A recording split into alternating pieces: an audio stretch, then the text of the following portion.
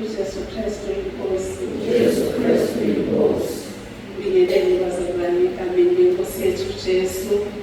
Siyabonga kakhulu uNkulunkulu sivukile namhlanje.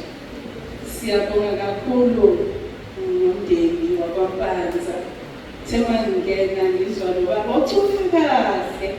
Ngithi ngoba phela umhlehlele ngekho la mhlawumbe bakujwayele ukubakhona. Siyabonga kakhulu uNkulunkulu baba sibonga. Siyabonga kakhulu mama ukukholwa ithemba lethu lingoJesu. Uma sithemba kuye akasijabulisi. Kodwa uma uzoba namanye amathemba uthi yena akamfuni umuntu oxamalazile onethemba eliseceleni bese ebhalansa naye. Kodwa uma uzothemba yena uyakwenza konke. Ngicela ukufunda nje leli hubo ihubo number 18. Abazalwane bangavula mabenesikhathi angizokufunda lonke. Ngizofunda nje amavesi ambalwa. Uthe umama mayisakhuluma la ethi nginey'bhoko emhlane.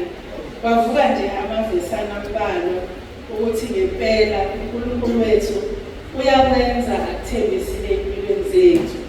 Ngizofunda nje uverse 4 amahubo number 18 uverse 4 ukuthi izintambo zokufa zangizungezela, izikhukhula zokona zangithusa. Bese siyadlula abazalwane siye laphayana uverse 30.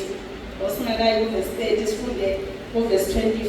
Ukuthi othembekileyo uyazibonakalisa ethembekile. Umuntu oqotho uzibonakalisa uqotho. Ohlanzekileyo uyazibonakalisa uhlanzekile. Kodwa koyisigwegwe uyazibonakalisa unenkani. Uverse 30 ke besuthi indlela kaNkulunkulu iphelele, izwi likaJehova lihlanzekile.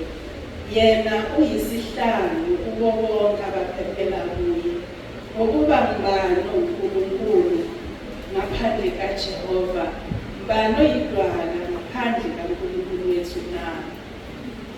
Yilawo nje amazwi engifisa ukuthi ngimukele lawo umndeni wakwaMpanza. Siyajabula kakhulu ukuhlangana nani. Mina nibe neqiniso nje ukuthi uma uthembeka kuNkulunkulu uzohlezi ethembekile.